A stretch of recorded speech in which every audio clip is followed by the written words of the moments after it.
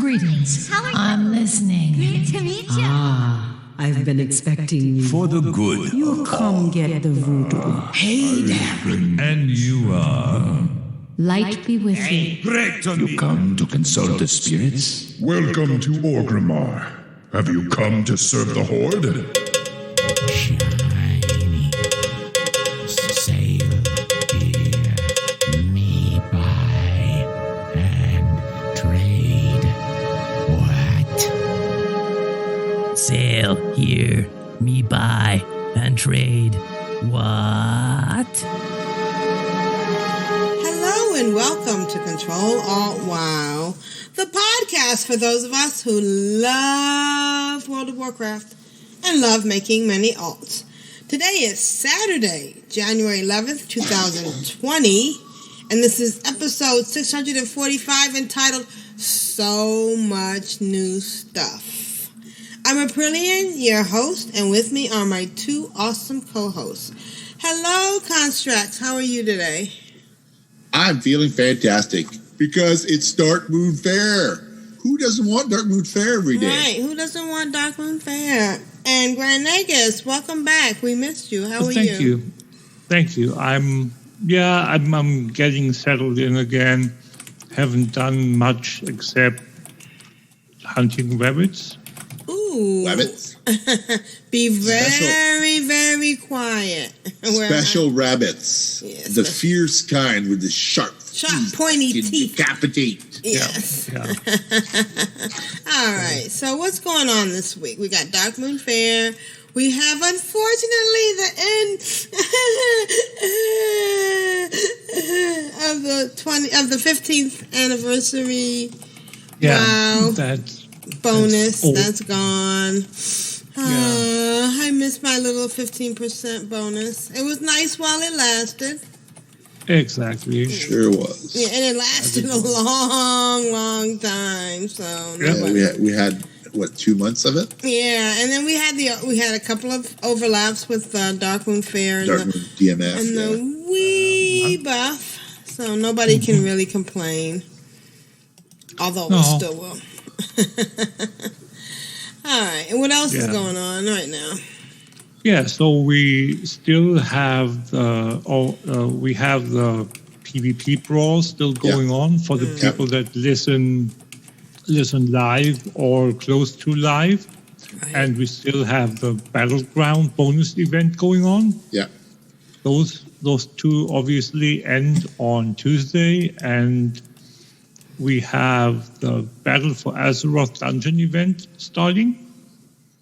And then the big thing happening on Tuesday or Wednesday if you're in Europe, or Thursday if you're in the Far East, is patch 8.3. Ooh. Yay. So the mother of all patches right now. Apparently, yeah, because we have quite a bit to talk about. 8.3 visions of Ensoth or Nesoth, depending on Nesoth. Who knows? Yeah, well, you say potato, I say potato. Let's call them. There we go. Yeah. So we have quite a lengthy table of content that I copied from Wowhead and put in so we can have a few pointers what we can talk about. Let's start with the second most important thing. Volpira and Mechanome allied races are coming. I don't know if I've unlocked my Mechanomes yet. I know I've unlocked the Volpira like as fast as I could. That was like super awesome. I mean, I already had the achievement. Yeah, that's easy because it's part of the normal zone leveling experience of 8.0. Right. And the Mechanomes, the Mechagon is quite a catch up, and it's quite a different leveling and rep grinding experience. Exactly. So yeah. You have to be exalted and something else, I think. You basically need to have done the zone quest chain with all the story things, and you need to be, as you said, exalted with the respective faction. So that's way easier for the Volpera than it is for the Mechanomes. For one, Volpera have an emissary, Mechanomes, do not. Mechacon doesn't. Yeah. So that is quite a difference. We have all the normal things going on with the allied races. You go to the embassy, you pick up the quest, you unlock it, you do the quest chain that is there to unlock it. You have the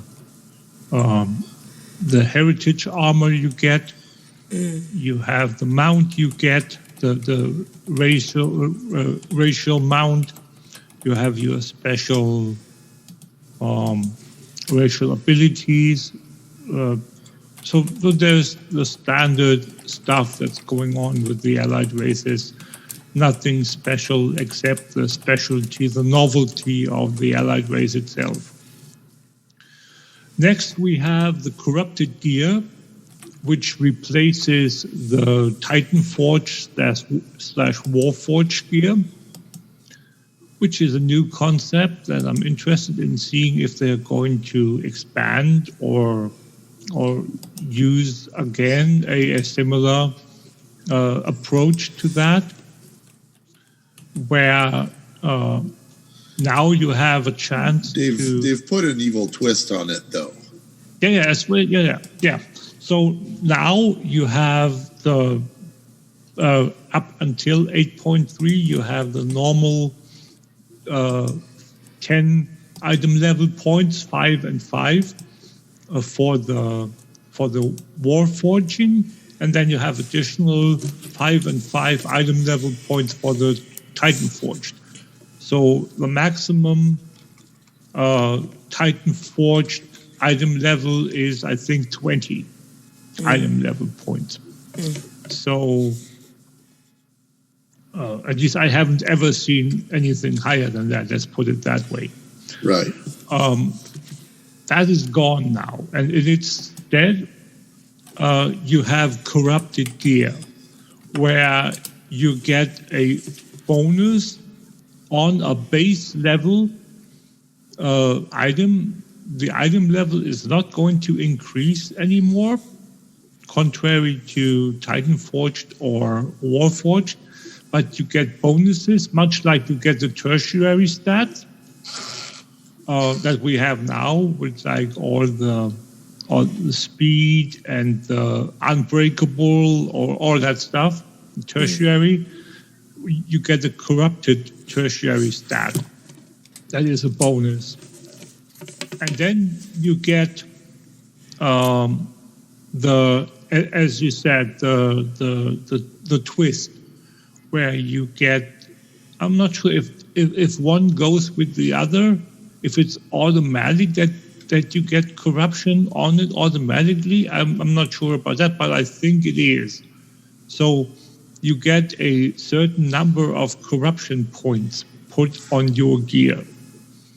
And corruption means it's a detrimental effect that hinders you or hurts you or whatnot. Can make you slower, can make you take damage, can do a number of different things that are undesirable. Yeah. So the more gear with that corruption you get, the higher the points of corruption you have in total on your gear. There are thresholds that unlock, so to speak. Well, yeah, they do unlock the corruption abilities that you then have to battle or live with or whatnot. And then you have ways to counter that, where you have essences you can get from the Heart of Azeroth that can counter that. That it says you have an essence that gives you 5 or 10 or 20. I don't know. It's just numbers I'm putting out. Resilience against corruption. And then you have the legendary cloak that I'm going to talk about a little later.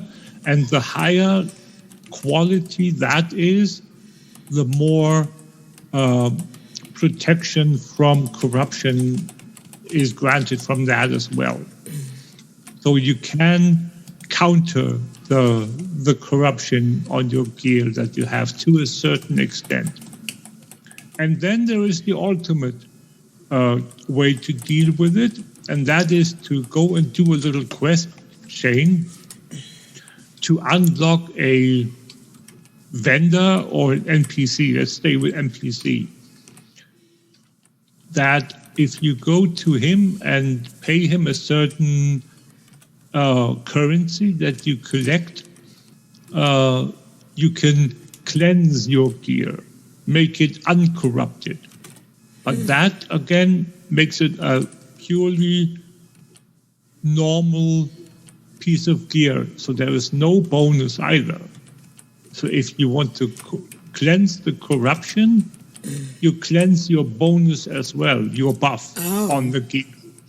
So if you want to do that, go ahead, make it a normal piece of gear, and just live with the higher item level that you might have gotten, or a better shuffle on your normal main and secondary stats. So there's always that possibility that you have in your back pocket where you can say, oh, I still get an advantage because it's a higher base item level, and I don't have enough points to counter the corruption, so I'm going to slowly but surely increase my item level and be on the safe side. So, yeah, that's the corrupted gear.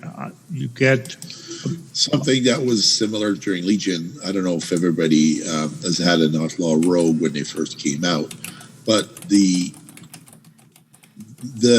weapon for the Outlaw Rogue was the Cursed Dreadblades. And the idea behind it was that occasionally, from time to time, the blades would require like a token in order to serve you. So they would occasionally drink your blood, which was great if you were not in combat or whatnot. But if you were in combat and you happen to be at low health, sometimes you happen to kill yourself by attacking. Because the Dreadblades would kind of pick that particular moment to exact their vengeance or whatnot. And I can tell you, when the Legion first started, it was horribly annoying to be in LFR and to die on the pole. I bet. Because the Dreadblades all of a sudden decided that's a good time to, drink your blood. It's like, whoops. Eventually, as the expansion wore on, there were things you could, points you could spend on your artifact weapon to lessen the bad effects. But at the start of the expansion, you had zero protection from that. If that's the spec you wanted to play, that's the weapon you got, and those are the curses that you would have to suffer because you're basically a glass cannon at that point. You had what I would call the worst possible PvP experience, because if you were going up against a demon hunter, not only could it see you coming, but if the Dreadblades picked a moment where you were attacking it to drink your blood, you KI'd yourself. The demon hunter wouldn't even have to do. You just have to breathe in your direction, and you were at 10% health. And eventually there was balancing involved, but at the start of the expansion, it was rough. It was very, very rough to be an Outlaw Rogue back then.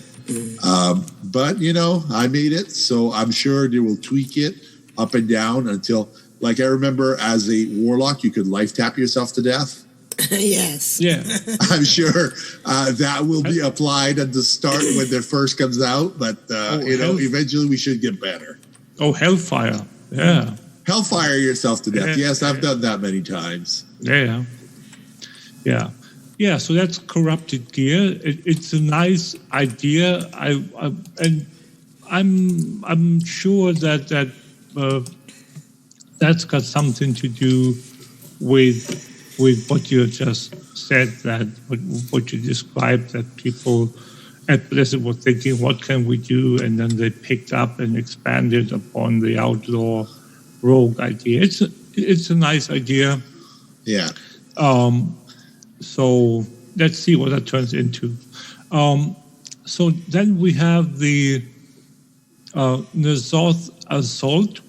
Those are quest chains, or that is a quest chain that starts in the heart of Azeroth.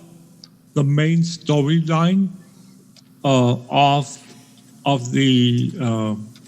the patch. It eventually takes you to the two main storyline zones, which are the Veil of Eternal Blossom and Uldum. What is it with the Veil? We keep blowing up that place. it's so okay. So that's a good point. If you want to see it one last time as the Shah-infested Veil, as it was, is go and see it now before Tuesday. The patch drops, yeah. Because as soon as the patch drops, the Veil is going to be restored to its former glory. So we'll have the statues be back up, and the goblin mines are gone, and all the Shah infestation is gone. All that is gone. I wonder if we are going to have the old daily experience back. For the Golden Lotus? The new hub, yeah. If they are going to give us the hub back, or if is that still relevant for professions, though? Do you still need Golden Lotus rep for professions, or has that been done away with? I don't know, but that's beside the point for me. For me, it's, are they going to give it back and just leave the three NPCs that we fight as the second boss in the raid, in the Siege of Orgrimmar, leave them out of the picture and put stand-ins, so to speak, in at the pagoda? Or are they just going to leave it as is now? I'm really interested to see what they're going to do, because I would really love to see the old patch basically restored. The was it 5.3, I think? I don't think they can go back. The reason being is Cataclysm, back in the day when we had the Squish, the original Squish, is they had to rewrite a whole bunch of quests. They didn't work anymore. But Cataclysm was before Pandaria. Yes, however, we're getting another Squish here. So there's going to be another rework of the quests for sure, because now we're going to have, 6 expansions put together? But that's irrelevant. One expansion is one microcosm. Right. It doesn't go all the way across. No. Yes, it does, because the leveling is going to be altered now with the initial leveling experience being any zone you want. Yes. After level 10. Yeah, right. But that's still something that and especially that is something where they can say it's a microcosm. It's one chain of questing, so they can put it back to the way it originally was. So I can totally see that they might do it, but okay. We can't do anything about it either way anyway, so yeah. The next thing that the the assaults they are going to alter the two zones, the Veil of Eternal Blossoms and Old Doom.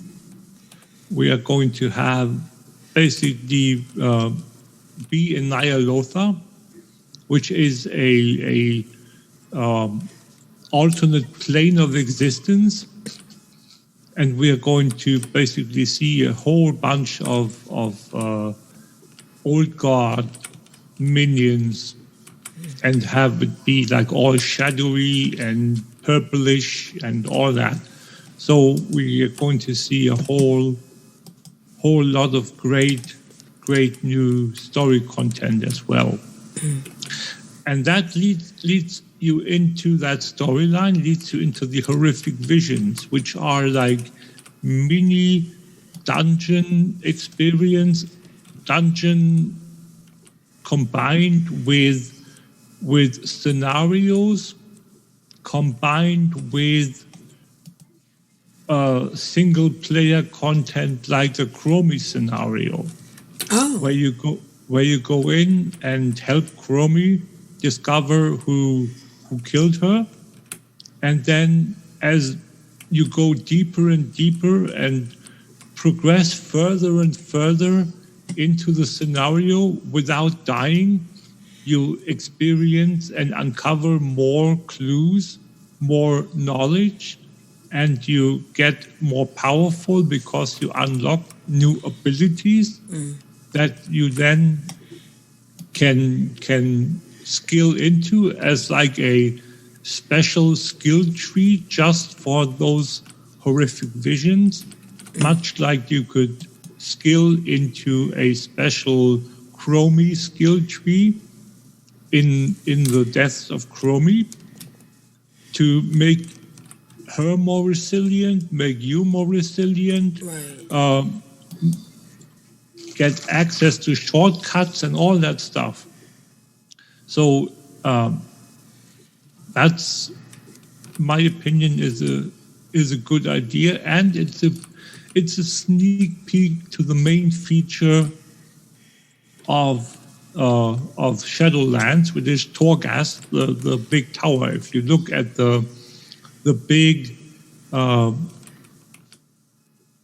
screenshot of the end of the cinematic that they showed at BlizzCon, where the sky shatters above Ice Crown, and you see the negative tower, so to speak, that Right. comes down from the sky. That's Torghast. That's a tower in a area that is called, what is it called? Can't remember. I got a blackout at the moment. So you can go in there, and it's basically an endless dungeon of the same kind, what I described, where the deeper you go in, the more difficult the bosses get, or Right. the NPCs, the mobs get. But you need to get more powerful, and over time you get more powerful from certain content that you do and the rewards you reap and so forth. So the horrific visions are I don't want to call it test server for Torghast, but it's that's basically what it is, because Exactly. my take on it is that it's got many of the aspects that Torghast has, but it's a way shorter, and it has a defined end. So there are like 4 or 5 bosses that you fight in the horrific visions, and it has a final end boss that you fight. And then you leave because there was nothing more to do. with Torghast, that's apparently not going to be the case. So it's, in my opinion, it's a thing to see how the mechanics work. And as Construct said earlier, to tweak and to see, to scale all the stuff that is the progression in a scenario like that. I'm really curious how people are going to accept the horrific visions, because if it's not received well, I can see that people with the foreknowledge of the Tower of Torghast coming, that they might not be all too happy with a similar thing, like something that they don't like as much, or think has way too much or way too little repetition fun or content or whatnot, that is something that is featured so prominently in Shadowlands. So I'm really curious to see what that is going to be. Well, they described as well in the class-specific show notes some of the buffs and nerfs, different classes. Like warlocks get a buff. There's the monks get a buff. Demon hunters and rogues, no buff, no nerf. Everybody else gets a nerf. I think they've mentioned at length how they're diminishing the healing spells for the survival of the game. Because at this point, all the healers can out heal almost everything because of the gear level. So in order to rein people in just a little bit, to be able to enjoy the content, not just steamroll right to the end on the first week, they're going to nerf the healing for almost every class. Okay. So that's to, make the patch last longer. Otherwise, they could release Shadowlands in 2 months and people would be like, okay, let's have it. But this way, if you didn't nerf the healing, they could probably get another 3 or 4 months out of it at the tail end. Let's see what that turns into. Yeah, I concur, because when I fought one of the rabbits earlier, I was on my druid. Yeah. And the healer that healed me almost didn't lose any mana. It was like full mana all the time. Wow. So that was like, and he healed me like I had green numbers flying on the left side of my character, like the floating combat text, and I had all the audio going off with critical heals and all that stuff all the time. It was like insane how much he healed me. Yeah. But didn't hardly lost any mana. So there is a point to your statement. Yeah. And one of the things I noticed, I was doing a lot of dungeons today, the 5-mans. The tanks are extremely aggressive. I guess people are playing new classes, and they go right down to 15% health, and they just keep pulling. It's the healer's job to try and pick up, even at low level, like level 40, to try and pick up and to keep everybody alive. And if you lose a guy, okay, the tank will back off a little bit, but like even Northrend dungeons, we're getting these massive pulls where they pull the whole room just about. Yeah, I can see the only issue with a aggressive tank, as you put it, and the healers having to protect them, support them. The only issue that you would have is the lack of enough cooldowns for the healers, like the major healing cooldowns. Because, if you pull that much, and if you're like a druid or whatnot, you only have or hardly have anything but hearts, and hearts can't heal that much. If you can out damage hearts healer way easier than you can with a normal healer that spams normal heals. Right. But yeah, at least that's my experience. When I'm on a druid, on a healing druid, I got to change tactics completely to keep the tank up, and yeah, but that's beside the point again. So the horrific visions, and they tie into what I talked about earlier, the legendary cloak, another one. Again, because our good friend Rathion hasn't given us one before yet. Yeah.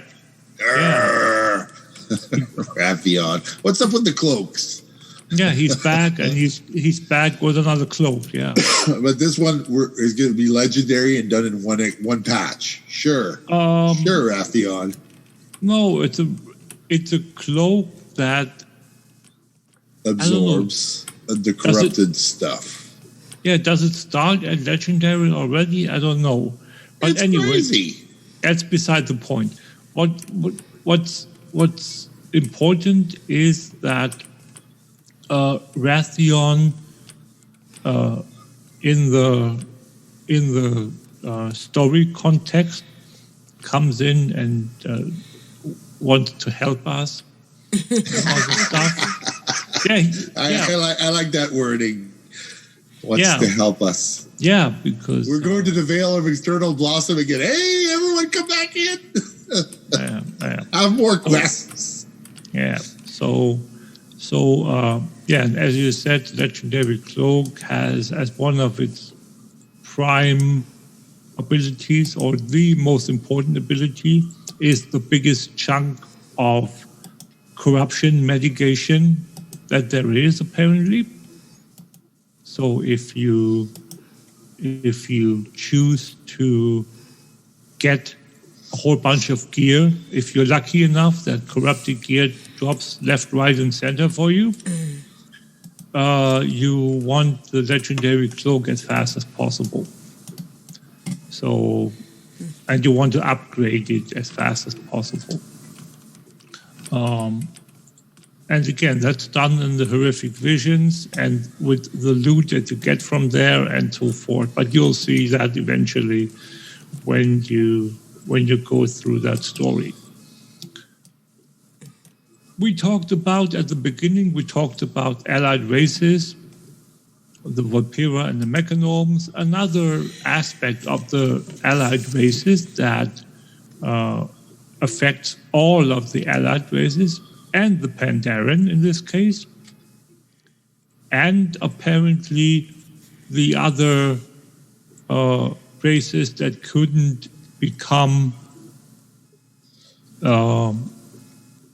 Death Knights yet, is that all classes, apparently all allied races and Pandaren, can become Death Knights now. Yay. Oh, wow. So if you want from the beginning, if your first character you want to create is a Mechanome Death Knight, you can go and do that. Same with the Volpira or the Pandaren. Yeah, we'll see what that is. I do not know, and this is very... I don't know how to say this. I'm interested in seeing. I'm curious. I want to see, have they really made a new quest chain, a new starting experience zone, a new starting zone for the allied races and Pandaren Death Knights to go through? Because the reason why the Pandaren and the Worgen and the goblins, I think, couldn't be Death Knights was that they are not part of the content that covers the Lich King starting area experience. So, no, well, wait, the goblins and they can become Death Knight. Worgen, they can become Death Knight. They can, yes. Yeah, okay. So it's a Pandaren, but anyway. So they're not going to put them back in that old scenario. I hope, because that wouldn't make sense at all. So are they just going to cheat those classes / races out of a valid starting zone experience, or are they creating a new one along with the the new starting zone for the Shadowlands? Have they created something new that we just haven't seen yet? I'm really interested in knowing that, and I think that's what I'm going to do first when 8.3 launches. Is I'm going to create a new Death Knight of one of the new options that you have to see if that's the case and play through it. Should there be a new starting experience? I've seen screenshots where you have the 4 horsemen and Bolvar in the picture. So there is something going on at the Frozen Throne, but that much is clear because he is the Lich King, Bolvar still so far. So there's bound to be something going on there. Now the question is, are you just going to spawn as an allied race? Are you just going to spawn at the Frozen Throne? Right. Much like you do in your respective starting bubble now, where you start in the Void pocket as a Void Elf, or you start in the in BRD as a Dark Iron Dwarf, or all the other pockets that you have, or on the island as a Pandaren, or are you just basically going to spawn at whatever level you are going to be playing at the Frozen Throne, and then he's going to tell you, Bolvar, that is, it's going to tell you, oh, here are the 4 horsemen, and now you go out and do whatever you do, and you're under my protection, or you work for me, or whatever he's going to say. So I'm really curious to see what that starting experience is going to be like. Yeah, allied races and Pandaren Death Knights. Awesome. I said earlier that we have the new essences, the new patch, new essences. New essences are needed for the corruption mitigation. As I said, not going to talk much about it, other than we're going to get a new active slot, and we are going to get 1 or 2 more 3% stamina. So that's all good and well, nothing special there. Some essences are going to be updated, apparently. The soft cap is going to be increased to, I think, 85, they said. Can't remember, but something like that. So that's okay as well. Now, let's go with the since we talked about the mechanomes, let's talk about the Operation Mechagon as well. quickly, where much like in Legion, when we got the new version, the mythic-only version of Karazhan, the new version of Karazhan, in the initial patch where it was released, you could only play it as mythic. With the following major patch, which is in this case as well 8.3, we can play it as heroic and mythic plus as well. So did they break it down into two chunks like they did Karazhan? I would assume so, but I don't have a positive or negative confirmation, so I wouldn't say, but I expect them to. Yeah.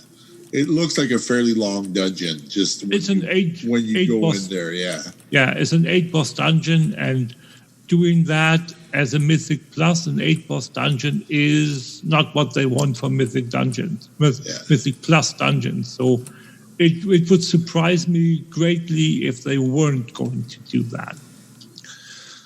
So professions, we are going to see, much like we did with the 8.2.5 when they increased the maximum, was it 8.2 or was it 8.2.5? Anyway, doesn't matter. I think it was 8.2.6.7. Good, okay, good. Star Trek reference there, right? Yeah. Round it off to the nearest decimal. Yeah. Sorry. I apologize. Yeah, they are going to add new recipes for each profession. I haven't even checked if they are going to. Yeah. What's up with that? Again, I'm not sure if they're going to bump the cap again, the skill point cap. I don't know. I haven't checked that. So, yeah, but it wouldn't surprise me. It would be a thing that you might as well do. So, but yeah. You know, there's a pet for honor level 400, right? Yeah. So, if they want things to go that high, they're obviously shifting gears towards the longer standing players or whatnot. Right. Oh, honor level 400 isn't hard to achieve. Isn't it? There is. I watched a couple of streamers a while back already, where they had a method of grinding honor in an insane way, where one was saying that he was at like 360 something, and that's like a month ago. So what were they doing? I can't remember. Well, you remember, let me know. It's complicated. I'm only at honor level 30, and it even with the battleground, it progresses very slowly. Revenge for 30. 30. I just hit, or just about to hit. I think I'm just a couple of points away, from hitting 38. So I plan to get to 40 to get that mount. And I think that's probably going to be it for me for this expansion. So. I got the prestigious pennant this week. Yeah, nice, grats. Yeah. That's for 30, yeah. Yeah. That's a toy, right? It is. Yeah, yeah. Nice. Yeah. So the next thing that is quite important, especially for alcoholics, is the Black Empire BOA gear. So we have the baleful gear from isn't that what it's called? The gear from Nashatar? No, it's called Benthic. Benthic, okay, yeah. Okay, so that okay. So and that's 385 plus all the upgrades. Yeah. This, I think, the Black Empire gear, I think, is 415 base. So, if I remember correctly, so if you don't play as much on your tune, or you just leveled a new tune to max, and you don't want to take it to Nashatar and grind out 1,000,000 pearls, then you can just go and well, supposedly Rathion's new cloak is going to be eye level 470. Yeah. That remains to be seen what that compares to the corrupted gear. Yeah, we'll see. So the Black Empire BOA gear is apparently not dropping as frequently as previous drops for gear. So, we'll see. That's just something that I remembered they were saying. So we're going to see. But we have catch-up gear, and I think that's not a bad idea. Nope. That's a good idea. And then we have a new interesting thing with the Darkmoon Fair, where we get a new attraction, and that is the arcade. Oh. I have no idea what it is. I just saw one screenshot, or was it a short clip in the survival guide? Yeah. If you watch the survival guide, there's like a little snippet of a couple of seconds that shows that. But yeah, next month, February, we are going to see the first time the new attraction, the Darkmoon Fair Arcade. Can't talk much more about it, so I won't. Worgen and Goblin heritage armor is so one more set of races are going to get heritage armor. I hope that we finally get heritage armor for the Forsaken next time. Visit, I'm going to not be happy if that's not going to happen, but yeah.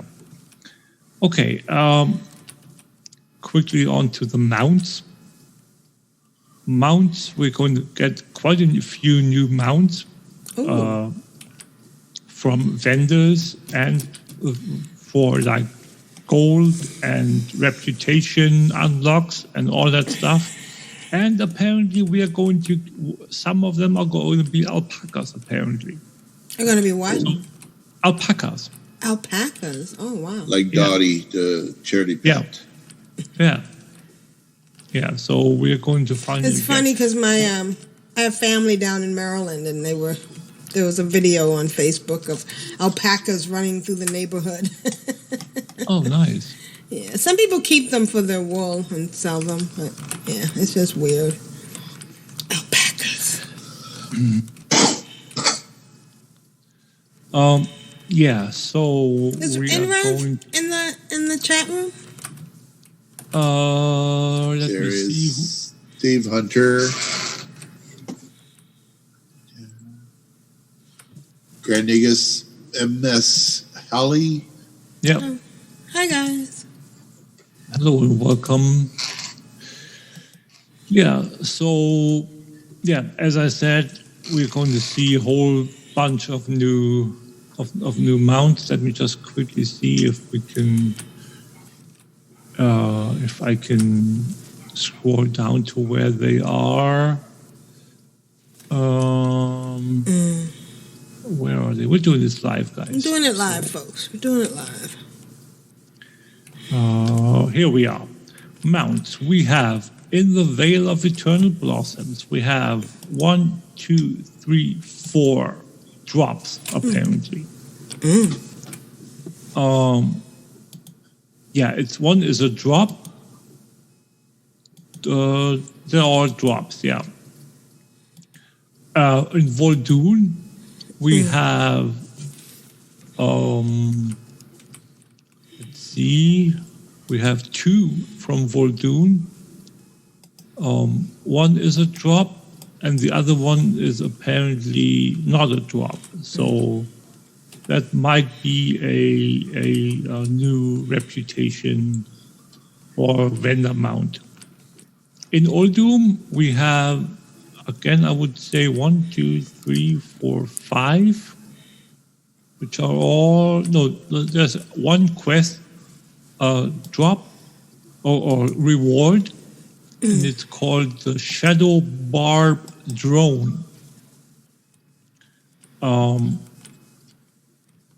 I think that's quite a long process to get that, because Simmery Jones and Hazel Nutty Games were explaining at length how to get theirs. Yeah, it's probably the same thing as we have with the Mechagon a thing where you need to come back each day and do it, and you get, I think, the spider in the end. Yeah. Ooh.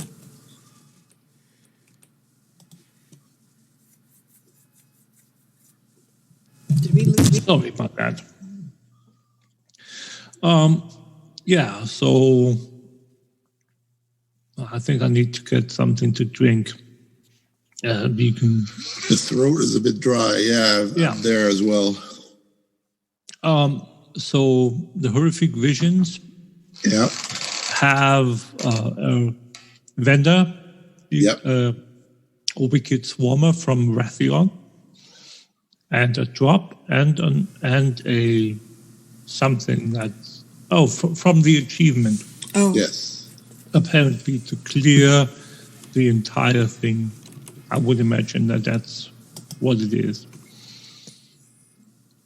Then you have when N'Zoth unleashes his minions, there will be like Battlefield Barons, I'm guessing, a mechanic where you have a percentage bar, and then when you fill the percentage bar, a champion comes out, then everybody has to beat the champion, then you get your reward. We'll see. Will also be, supposedly, I don't know if it's true or not from watching the videos, an insanity process. So if you reach the maximum level of insanity, you at that point lose control of your character, or you go mad. Right. Exactly. And that's,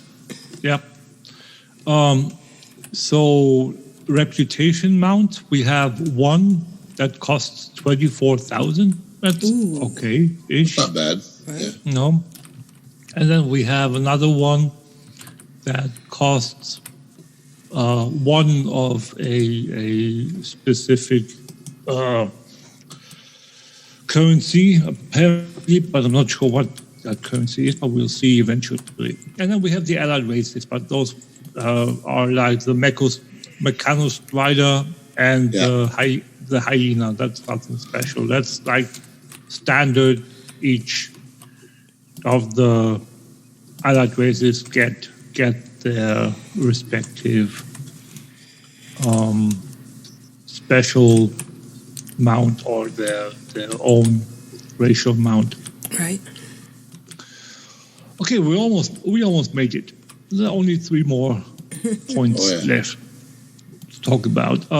Vision of N'Zoth Battle Pet update. So the new major patch means a new pet battle dungeon. This time, it's my favorite dungeon of the game. Swamp of Sorrows? No, that's Second a Temple? zone. No. Oh, okay. Black Rock Depth. Oh, that's your favorite? It's always been my favorite dungeon. Yeah. Dungeon, not raid. Right. So, yeah. It's always been my favorite, yeah. Oh, that's funny. So, and the nice thing with this, not many people think about this initially. What happens each time that you get a pet battle dungeon is that you can, optional obviously, you can go to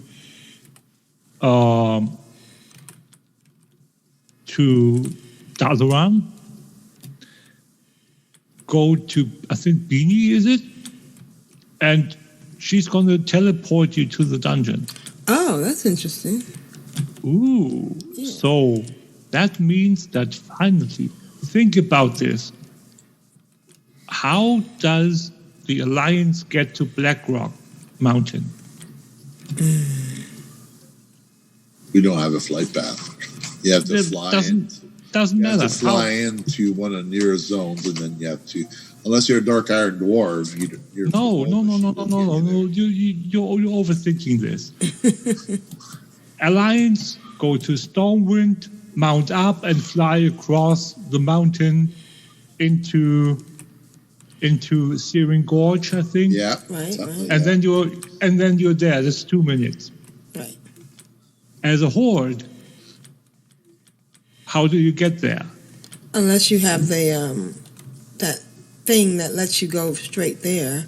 Unless you, I'm not. Yeah, you're right. Unless we're talking about the dire broom war machine, but we're not. But if you don't have that, Yeah, the only way to get close to it is you're a druid and you use the new portal to Duskwood, and then you fly up. right? So Mages can teleport to Stonard, but that's still mages a can long port to way. Stonard, yes. But then it's still a long ways. Yeah.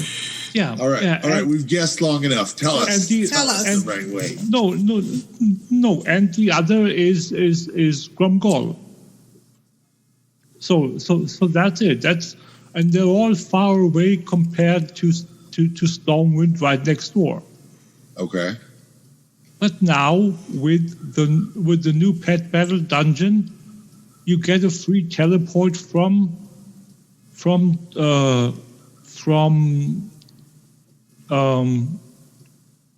was it old or new Dalaran? Can't remember. Anyway, from Dalaran Okay. right into Blackrock Mountain as a horde. Okay. So that is a major point of content there.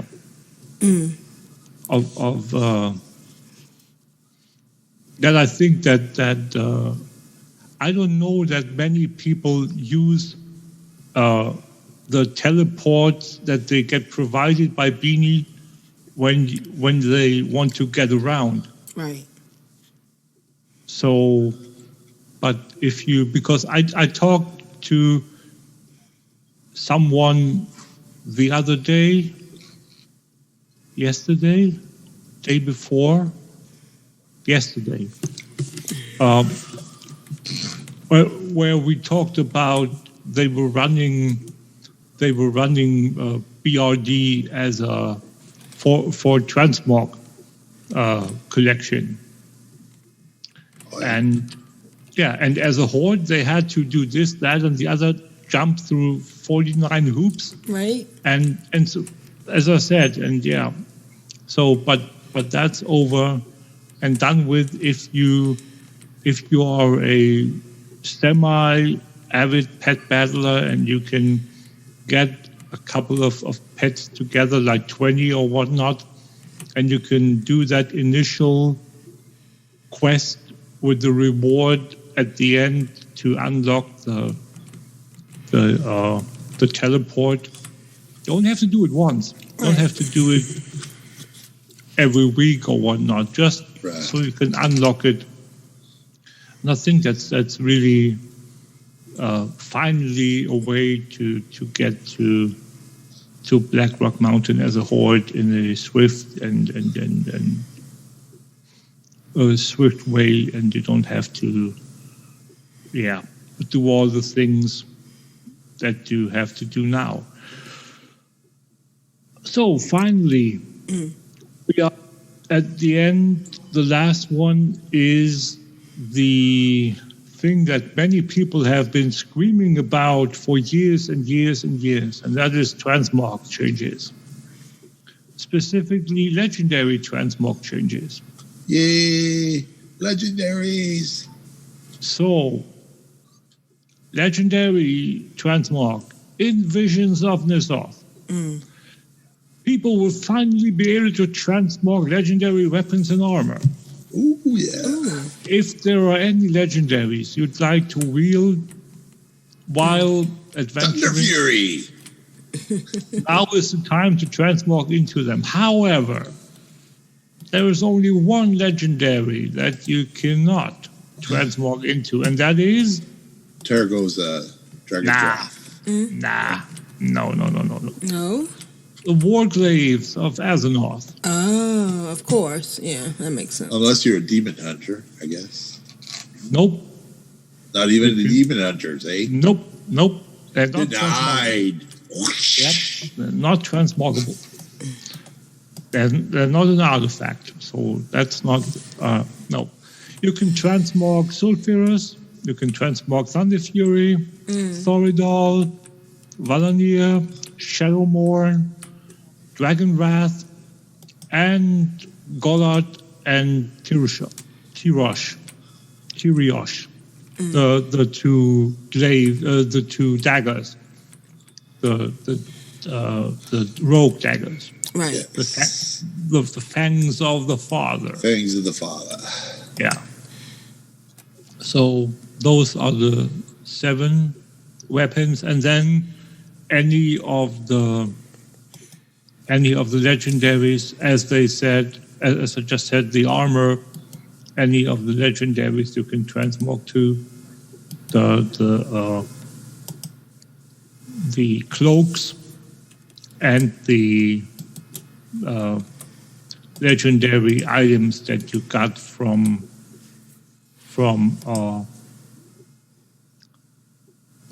Legion. Right.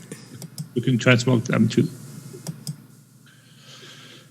And that's basically a quick overview-ish of 8.3, what we can expect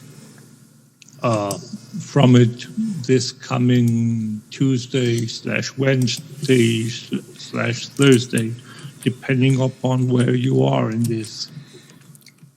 on this globe. Yeah. All right. It's probably going to be a big patch too, right?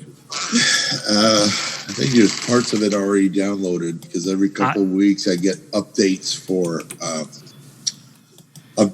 World of Warcraft, and my client just takes like 2 minutes to download a little bit. Yeah, I haven't been home.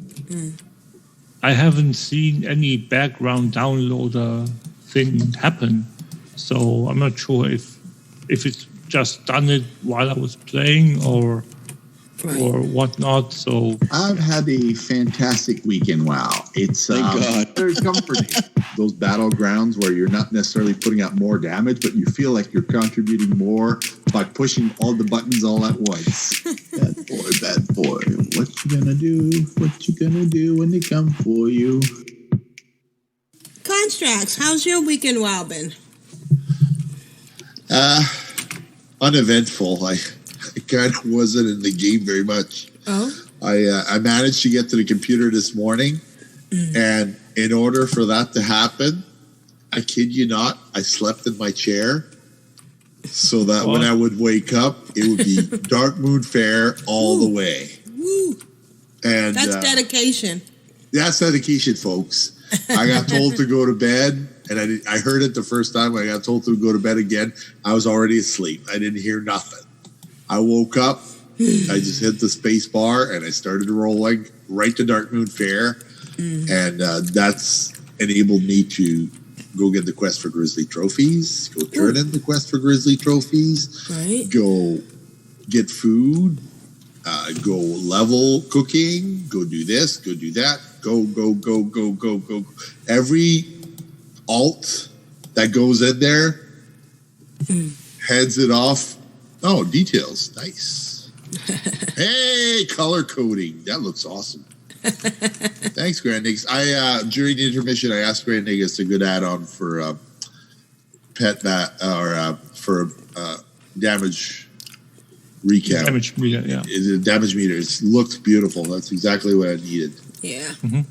Thanks to Pratt. Who's Pratt? He's the guy that does the color coding on all the... Oh, is he? Nice. Yeah. Sorry. Oh, maybe I digress. She digressed. No.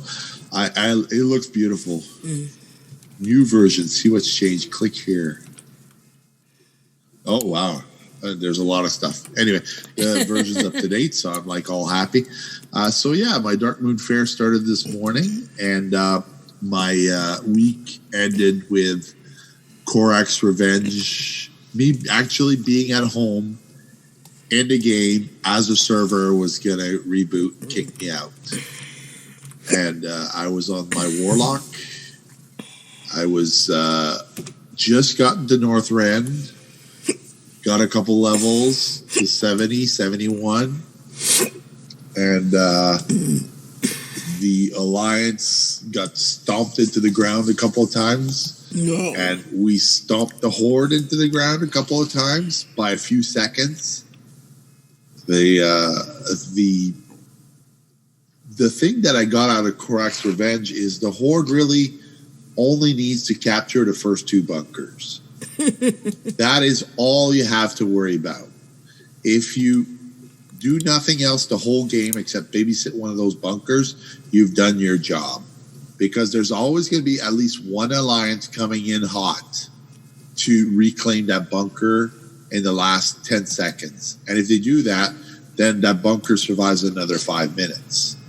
So whenever that Alliance comes in, even if it's just 2 healers in there, all you got to do is interrupt the cast to capture the flag, and the bunker burns.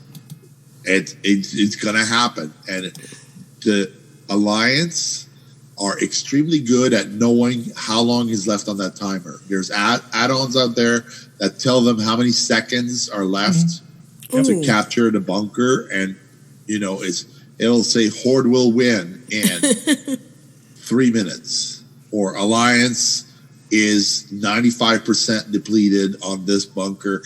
And if you're Alliance, your only job in Korak's Revenge is to CC or stun one of the elites so you don't have to fight it.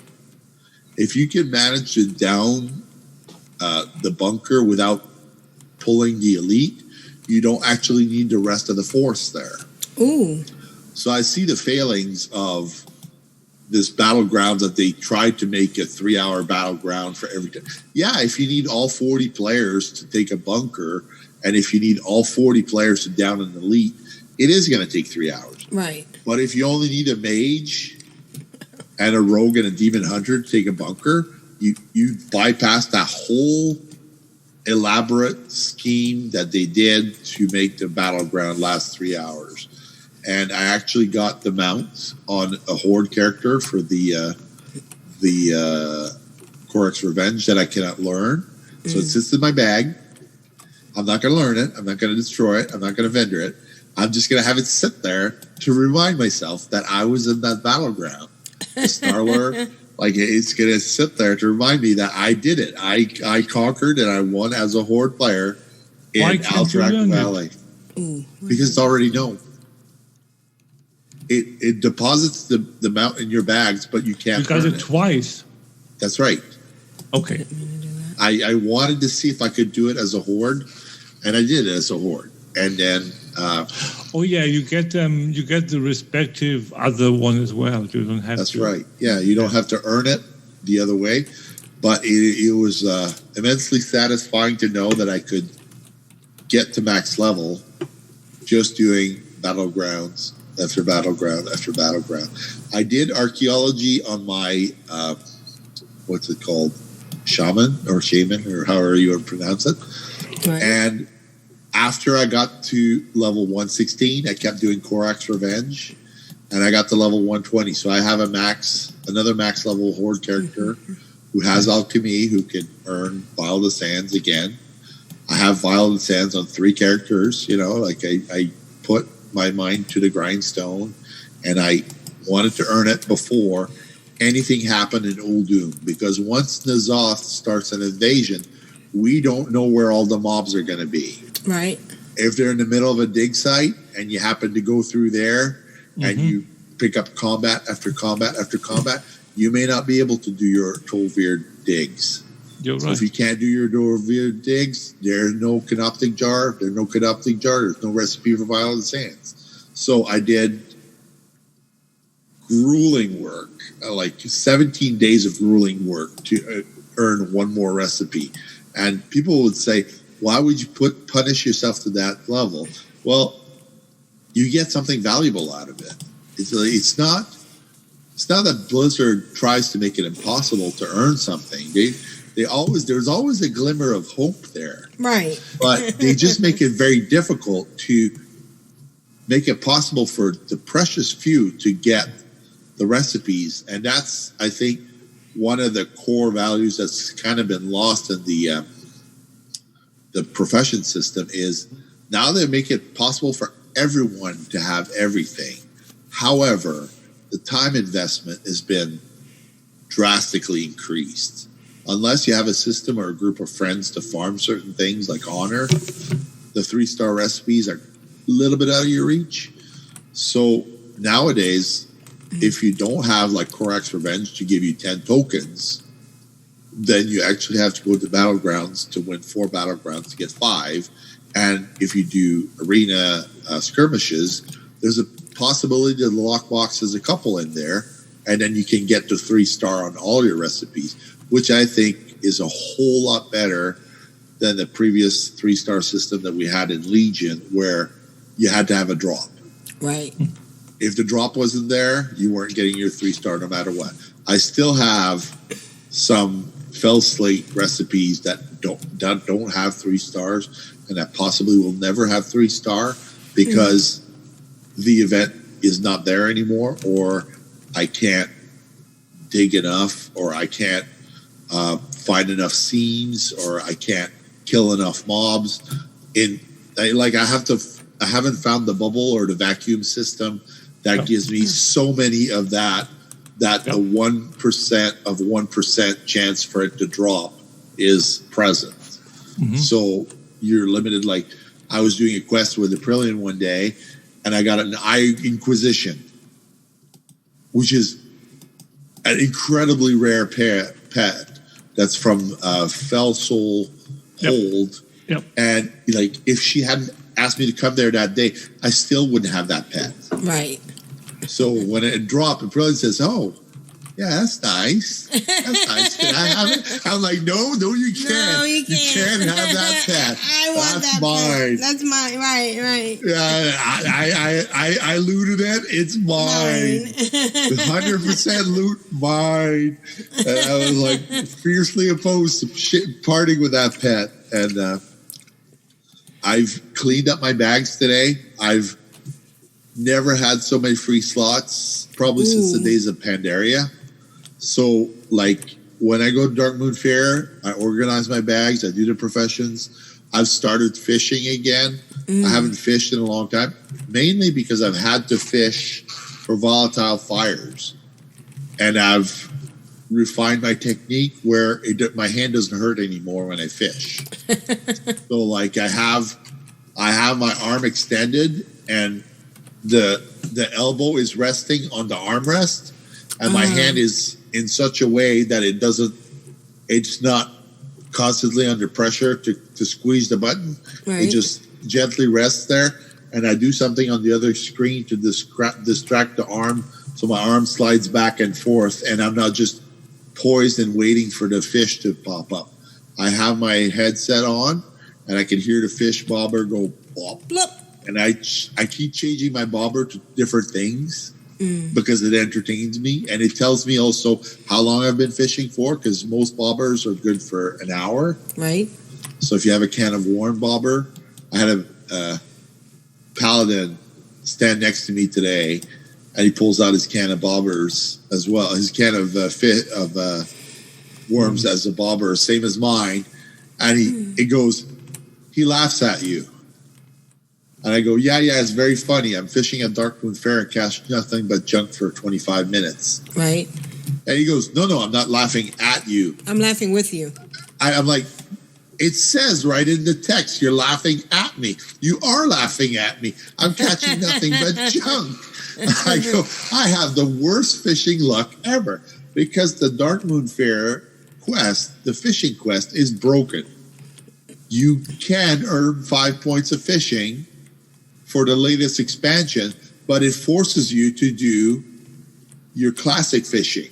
It doesn't take into consideration any of the other fishing that you've done? You know, that was funny because I went to train and I was at 75 of 300. Yeah. And it wouldn't let me go any further. It wouldn't let me train. You can train for culture and fishing, which is great. You're one level culture and fishing, but it still goes back to classic. Right. Even though I have maxed out Pandaria fishing and I have maxed out Cataclysm fishing, it doesn't matter. It doesn't take it into consideration. It doesn't use any of those advanced fishing techniques. It says, nope, where's your classic fishing? And I go, my classic fishing is 11 points because that's all it took for me to get the weather beaten fishing journal out of Stranglethorn Vale so I could find fish. So I could track the fish pools, but I actually can't fish anything at Dark Moon Fair. I have to use bright bottles and night crawlers. Right. And that gives me either 3 points or 5 points in fishing. And I didn't have my strong fishing pole because I boosted that character, and my strong fishing pole is in my emails. Oh, you're kidding. My God. Like how many ways can you do Dark Moon wrong? Right. So like I had to buy a fishing pole off the vendor. Oh no.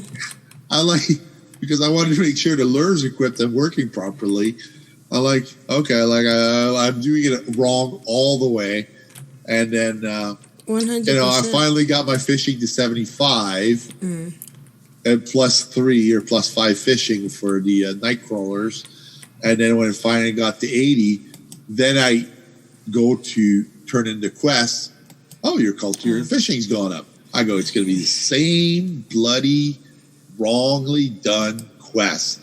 Something broke it. I don't know if it's a patch. I don't know if it's been like that forever. It's just like, it doesn't work. It's either not working as intended or catastrophe, or working as intended to frustrate people who bypass fishing altogether to just skip right to what they want. But I don't know which is which, and I haven't got time to figure it out. I just know it's valuable for that XP for that character to have after every foreseeable Dark Moon Fair that comes up after this one. So I'm spending the time today, even though it's not a long day. Saturday is usually interrupted by wife aggro, and like I said, hey, speak of the devil. Not happy with that. Anyway, Saturday is a day where things go sideways sometimes, and you gotta stop what you're doing. Saturday. Exactly. Elton John put it best. Yes. I did writing increases on all my characters that could learn them, because I don't know what the patch is going to bring. I don't know what's going to break. I know that I was saying my increased writing speed was working for the new game Shadowlands. So sometimes you get an increase in writing and it automatically applied to your character. Sometimes you don't.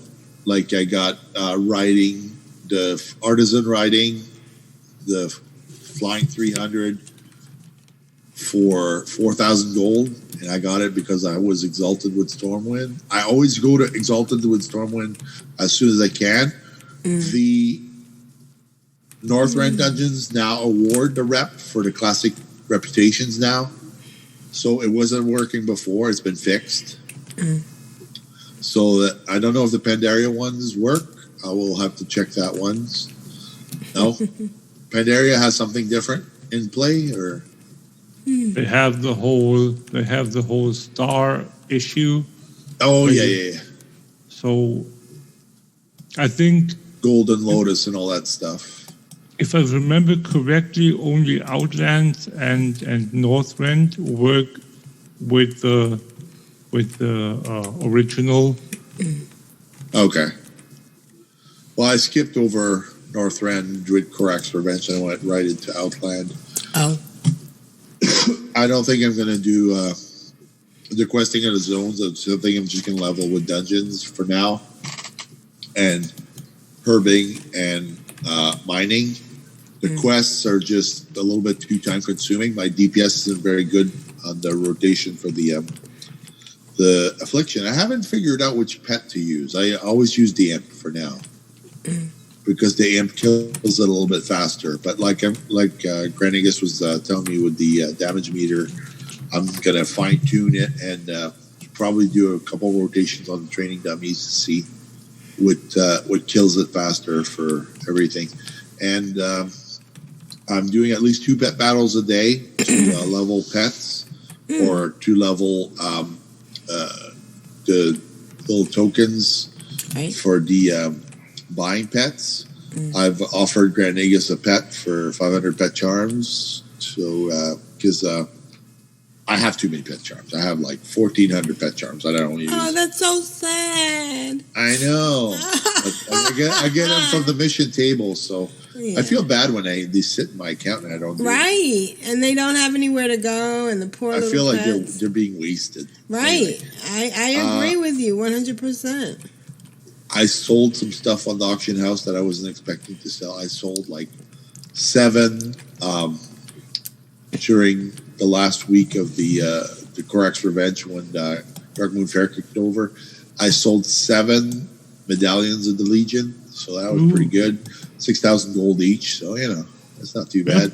I sold the huge ogre cache. I guess everybody who's dinging max level with their alts was starting up a garrison, so I sold about 12 huge ogre caches between 2,000 and 3,000 gold each, so it's not too bad. Nice. Yeah. I've sold leveling mats. I've sold a couple of like pairs of gloves or boots for 2,000 or 3,000 gold, so either people buy transmog or they need it for a character they're leveling. I've gone to the auction house and been like, oh, I've never bought gear for this character. Maybe I should look at there's upgrades I could get. Right. You buy gloves for 45 silver because somebody's leveling tailoring or leatherworking. It's like, okay, 45 silver. You really can't beat that. I mean, the vendor doesn't sell that cheap. No. And they got stats and stuff, so like it's good, and you can enchant them if you have an alt with enchanting. So it's really good. I've gone and done a lot of dungeons today because I don't know, I'm in a dungeon leveling kind of mood. So I figure if I'm doing 200% rested XP plus 50% bind on account gear, then that means, or heirlooms, then that means I'm getting like 300% buff to my XP. So that's not bad. I've installed the chocolate bar add-on again. It's a little bit out of date, but it still works great. That's all that matters. Yeah, I've installed the Dark Moon Fair Professional, sorry, because I was like, I'm going to go to Dark Moon Fair and I want to go twice there on a character that's already done all the quests and the profession leveling. So, like, I check. Oh, a bunch of my auctions have expired. Yeah, I've leveled the auction house on several servers. I probably have over 1,000 auctions now. 1,000. Not 100 auctions. 1,000 auctions. Wow. That's a lot of auctions. I know I have 2 servers with like 150, 200 auctions, and then I have multiple servers where, like they just take over pretty good. So like I just relist everything. And it's going pretty well. I really want to get all my Grizzly Trophies quests done that I can in the dungeons, because sometimes you do a multi-shot and get 2 kills out of it. I've gotten like all my low-level characters are doing all the profession quests because I'm doing like the Stantis little workshop with the goblins and the gnomes there. The gifts are spinning around, the pets are hopping up and down, the toys are flowing, and then occasionally you have an engineer crafting explosives because I don't have enough to get to classic. That's weird. I have Cultiran engineering, but I still have to level up classic engineering for the quest to take over. Otherwise, I can't turn in the quests because I boosted the character. So, like, I never leveled classic engineering. So, like, Okay, I have to level to at least 75 so I can get my points in Cultiran Engineering. It's like, whatever. It is what it is. Because the quest pays for itself. You get gold as a reward. You get scalable XP. Scalable at low level. You get good reward at high level. You buy the Darkmoon Wii buff tickets. You could buy them on the low level character. You pay 2 silver instead of 15. If you're real cheesy. And then you can sell the tickets or vendor the tickets on the auction house. I sold a Darkmoon ride ticket for 575 gold on the auction house. Who would buy such a thing? Come on. Right.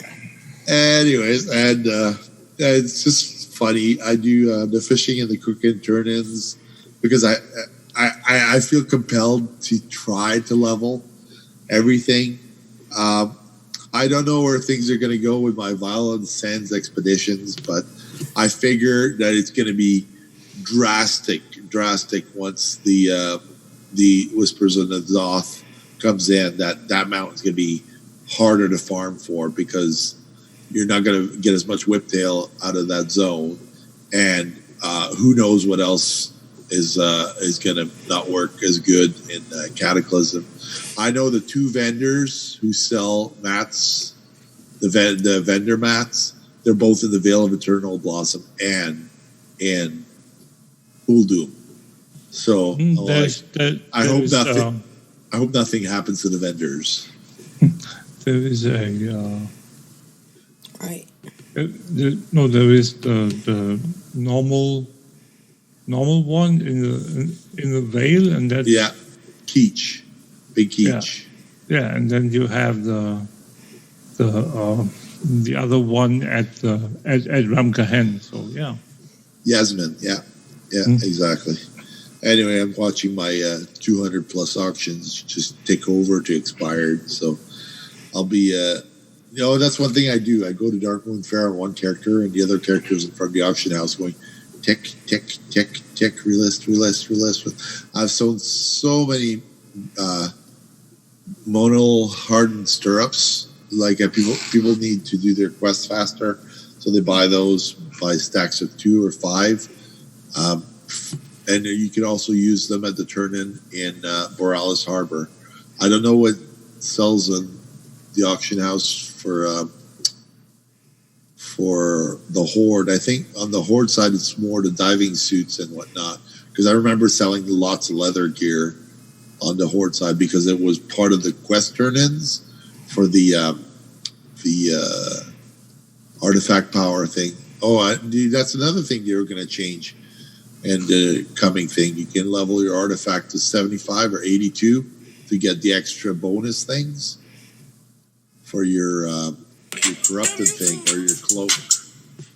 So those will have to get leveled at some point if you want to do the cloak thing, because they're probably going to nerf it all at the end of the expansion. But until we get there, PvP people are going to want their super duper procs that one-shot people, and the people who are getting attacked are going to be wanting to respawn in kind. So I look forward to more seasons of PvP. Season 4 starting, I think, and usually when the season starts, right out of the gate, people want their good gear to one-shot people.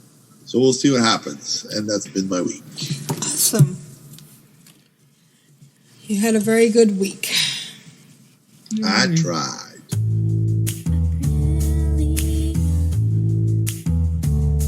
Oh, excellent. Oh, how you doing?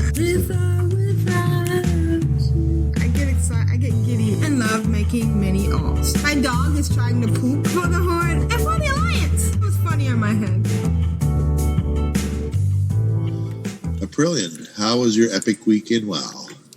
It has been a lot of fun. I've been doing a lot of different things. Of course, in the beginning of the week, after we recorded our last show, I tried to take advantage of the anniversary thing, and then I got sidetracked. But I did do a lot of stuff. I'm in Suramar.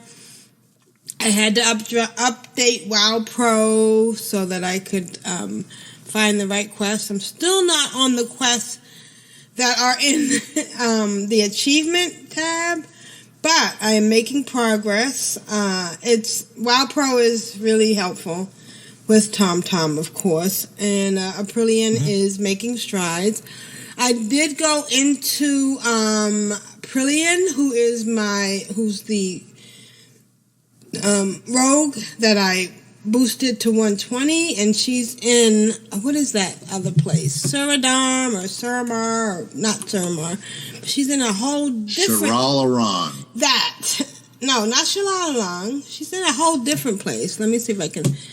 I won't be able to find it right this second. But she's in a place where there's ships and a whole bunch of other stuff.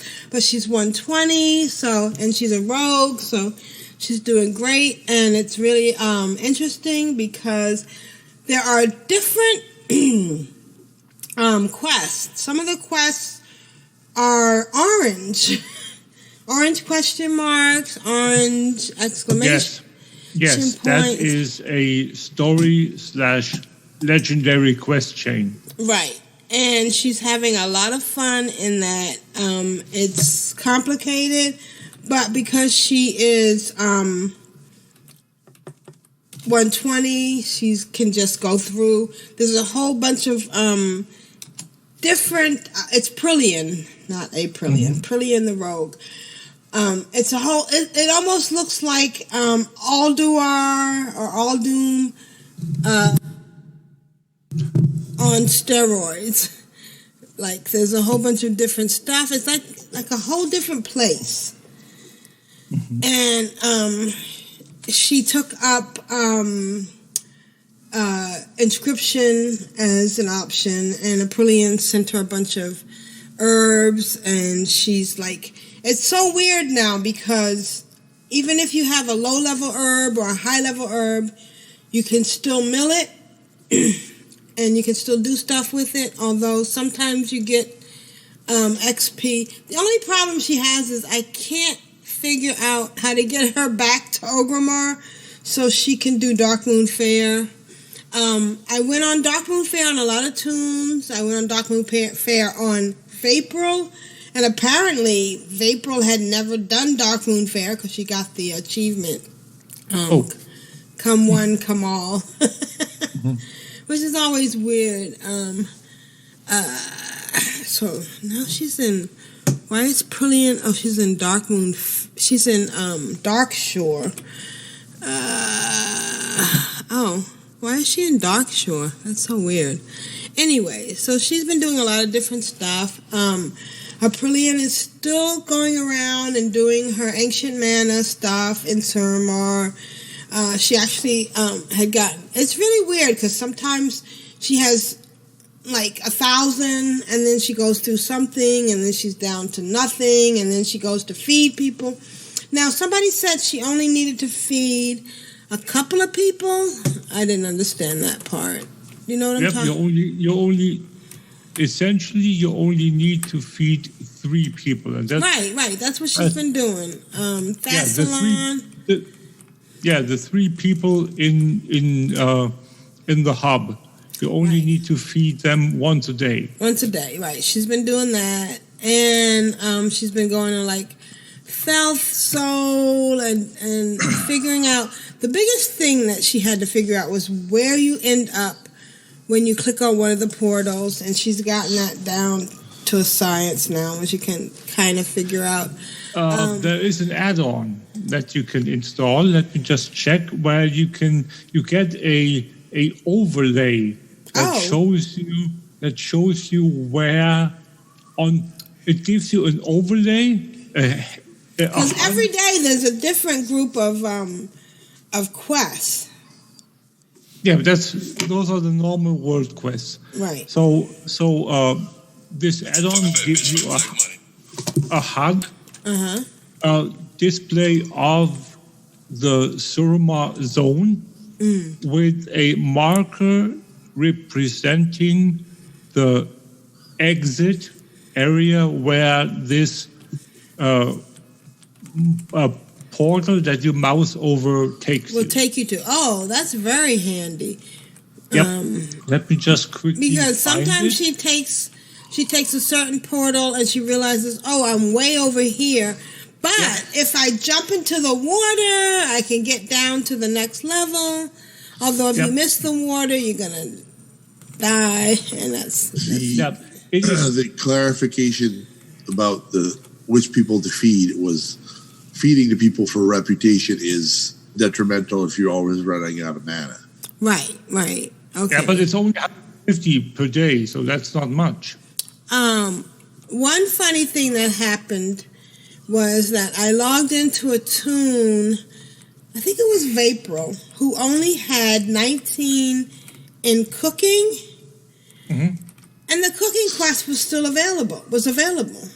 I thought you had to be 75 to get any quest at Darkmoon Fair, but I guess they've changed that. That's where I was explaining about the fishing is once you have Cultiran, you learn the Cultiran fishing. The quest is there, but you can't turn it in until you have the classic cooking done. Right, but with cooking, with regular cooking, like for instance, I am going in right now on a toon that has 6 in cooking, but the quest is there. So all they need is the flour. Oh, she doesn't have the flour. Is she in Clan of Darkness? Okay, so she can go into, which is nice. For those people in Clan of Darkness, you can go into your guild bank. Open up your guild bank, which is available for anyone. Then the 8th tab has some flour, which is kind of nice. I make this. If we keep it restocked. Right. It's 95, 96 right now. So I'm just going to take 5. Yep. Put it there, and then pick 5 out. And then now I can do the quest. That's kind of nice. But she was only 9 for cooking. Right. So the add-on is simply called Suruma Portals. Oh, okay. All right, I'm going to have to pick that up. Let me see. Where was she? Okay, she was only 6 of 100, which is kind of weird. But she got the quest to do cooking. And to do if it was classic, it would be something of 300. Right. But because you're something of 100, you've learned a different expansion. Right. So she got the 16,000. Yeah. That's kind of nice. Awesome. And then I did, and I know this was so silly, but I went fishing, and I got my fishing. I went to check because I wanted to see if it was the same for all quests. So I did 19 because that's what my other toon had, and was able to get cooking for 19. But it turns out you do have to go to 75 in fishing to get the quest. It's quick to do in Darkmoon Fair if you just wanted to do this. But I'm really sad because Jasper, who is one of my few male characters, he's actually a Tauren. And he's a feral druid, and his herbalism is at 26. His inscription is at 1. I'm surprised by that. Why don't I just go and level him up? Why don't you? I know. Why don't I? I got on a few other tunes. One of my tunes, Vapril, ding 35 in Darkmoon Fair.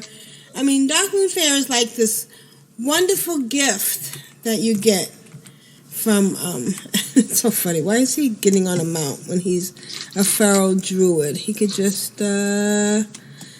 Mount is actually faster than the kitty cat riding. Oh, is it? What about the stag? The stag is perfect. Yeah. And the stag, you can take somebody else with you, which is always nice. That's right. And Aprillian's doing great. She is getting her mana. She's doing her quest. She's feeding everybody.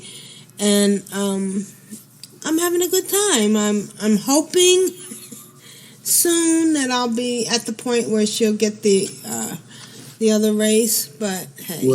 Well, we're available. I'm on vacation this week, so if you need help any day, okay, let me know, and I'll come and see if we can find a quest or two to advance your insurrection thing. Right. And remember, you can now go and do the what's it called? This Party sync. Yeah. Right.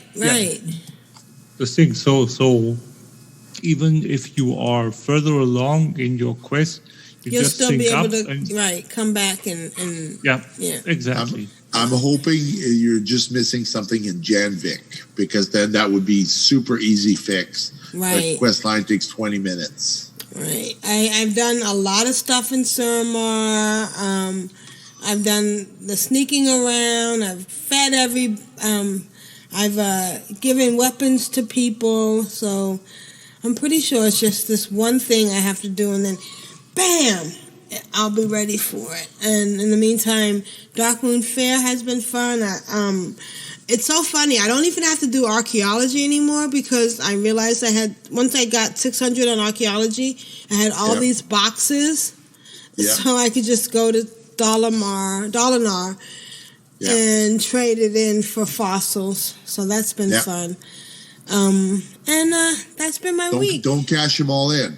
Right. Just a couple at a time when you need. Right, exactly, because you don't want to overdo it.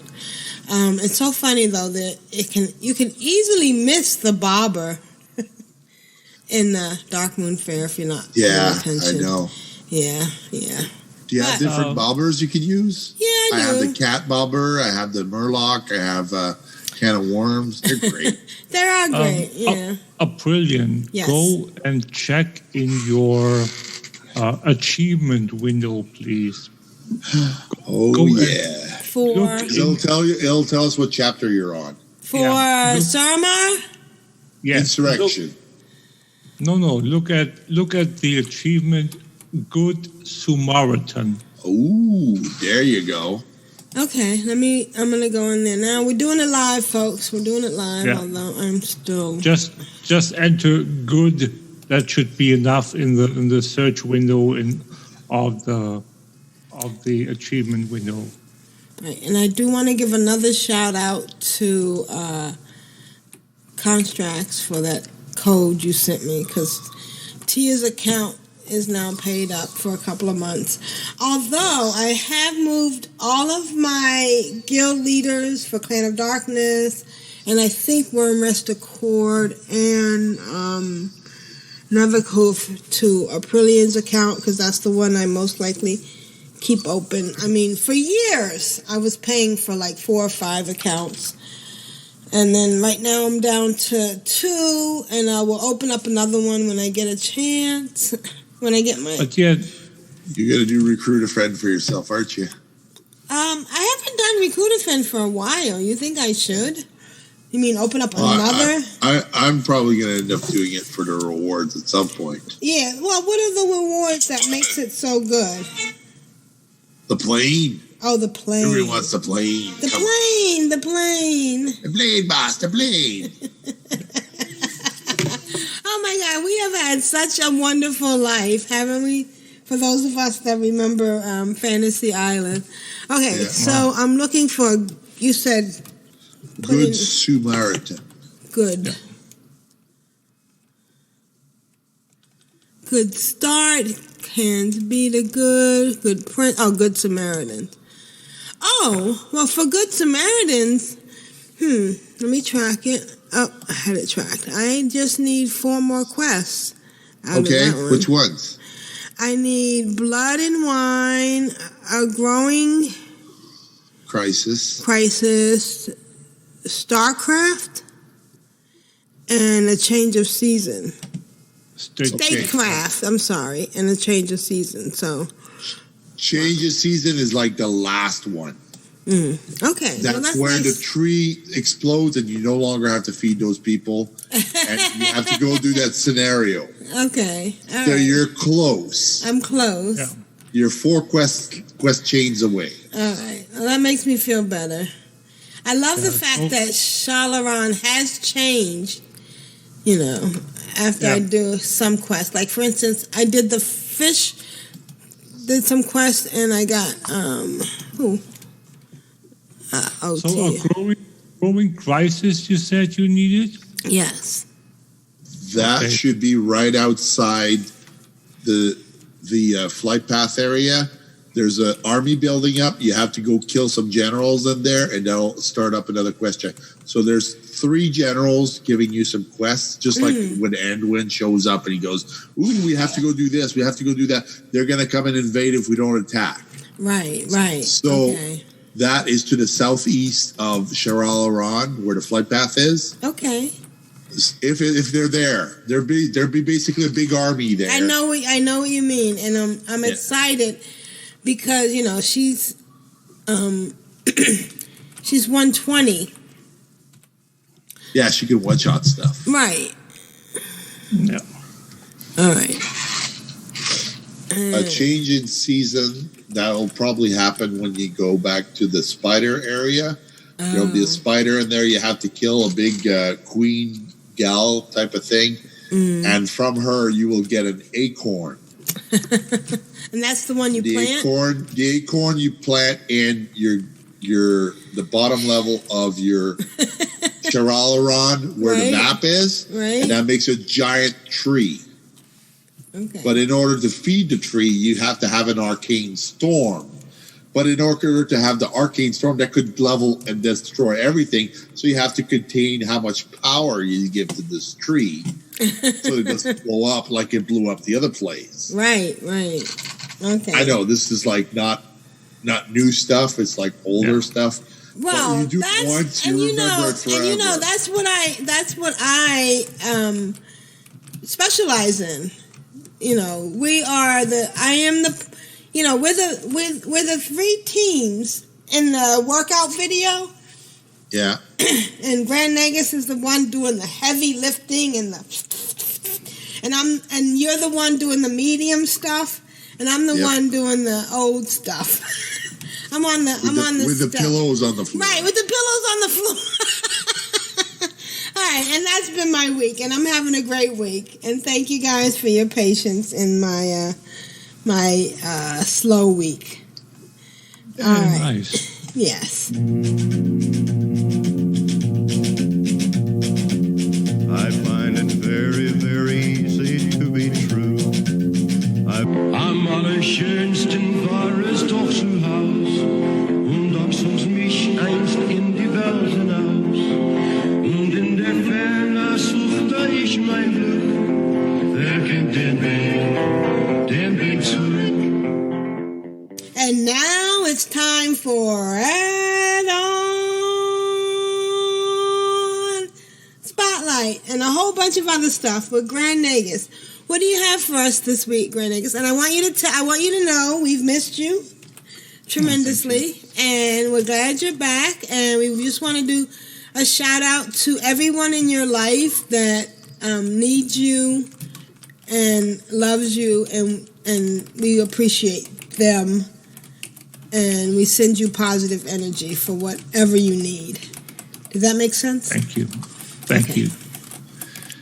So let's start with the add-on stuff first. I don't have an add-on today, but... Well, you gave me one, which was... Yeah. What was that one again? Because I'm going to go into Twitch. I got one too. Yep. Suramar portals. Okay. I'm on Twitch right now. But go ahead. I'll but as with every time we get a major content patch, we want to remind people that there is a whole bunch of updates coming. Yes. Some might come early, like Monday, late Sunday or Monday, but there might be issues that happen with these early updates because the content isn't there for which the add-on is reworked. So there's always that on these 2 days, 2.5, 3 days, whatever period of time that is, there might be issues because of that. And then, on that note, we do want to say a shout out to everybody doing add-ons, and we appreciate it. Definitely. It's not easy work, and sometimes it's thankless work, but we appreciate it. I do not see Suramar portal. So what am I doing wrong? I don't know what you Twitch is kind of funny. Twitch is kind of funny. You have to click on Get More Add-on. Right, Once you I click did on that. Get More Add-on, you have to click into search. Right. Once you click into search, you have to hit enter.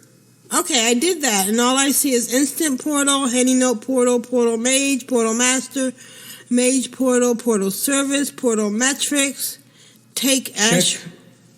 Check out the show notes. Okay, and there's a link. And I'll put the link in. Okay. Oh, there you go. Suramar Portal Helper.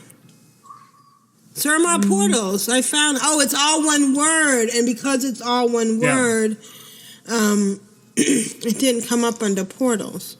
How dare they make it simple? I know. Yeah. Okay. All right. Go ahead. I'm sorry. Okay. So with early updates, there is that issue where it potentially might bug out.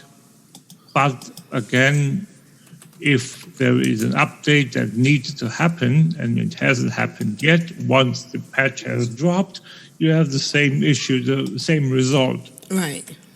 Just the opposite ends of the equation. Right. So all we can do is be patient. Don't bug the authors. They've got enough to do with patch day, and I think that it might be frustrating that there is an add-on that you rely on heavily, but that hasn't gotten an update yet. You can, if you want to, obviously go into the forums and ask kindly when an update can be expected, but please don't harass the authors. I don't think that that's something that we should do. As for my week, which only has been a couple of days since I got back, and the only thing, like I mentioned briefly at the beginning, I've been fighting rabbits and did fishing in the Darkmoon Fair. Did a couple of things there with regards to my professions, but basically that's all I did. So there isn't really much to talk about. Yeah, that's it. All right. Well, I'm glad. I'm gonna. While we're going on, I will be looking at this add-on. And I am excited about the Suramar portals. We did not get an email from Kyle this week because Kyle's back at work. And we appreciate that because he's helping formulate our future people. We want to do a shout out to Curly because we really appreciated his submission last week, and we're glad that he's having fun. Hi, let's give a shout out to Kyle wherever he is. We appreciate your blast from the past and your segment, but we understand that you are back in school now, and it's probably a lot of work. And so we will be recording, we said next Friday at 5 p.m. So anybody want to submit or join us? I do want to do a shout out to Jeppy. If he wants to join us, let us know. And I guess that's it. Next Friday at 5 p.m. Thanks, everybody. This is Aprillian for the Horde. This is Constructs for Dark Moon Fair. Woo! And this has been Grand Nagus, Rule of Acquisition, number 19. Satisfaction is not guaranteed, not even if you're a rabbit. Bye, guys. Bye, guys. Hey, guys. Good job, everybody. I think this was a great show. Rabbit. Ribbit. So. Thank you, chat room. Thank you. Bye, chat room. Athens joined us in the chat room. Oh, that's great. Thanks for joining us. It shows you where every portal is going to lead you to. That's awesome. And 100%. It shows you a mini map where you will end up at if you click on that portal. So that's an excellent add-on. Grand Nagus, can I ask you how you did the PNGs that you sent me? You sent me like the heading for Constructs with like a bar at the bottom and part of the screen transparent. Yes. How did you do transparency? Is that one of your apps? No, on Photoshop. Okay. Oh, okay. Good to know. And I do want to do a shout out to all those people in Australia in the fires. Yeah. So hard. We're off already. Yeah. We're off the air already. Oh, we are? Okay. All right. All right. You guys, I'm so frustrated with the news to hear about the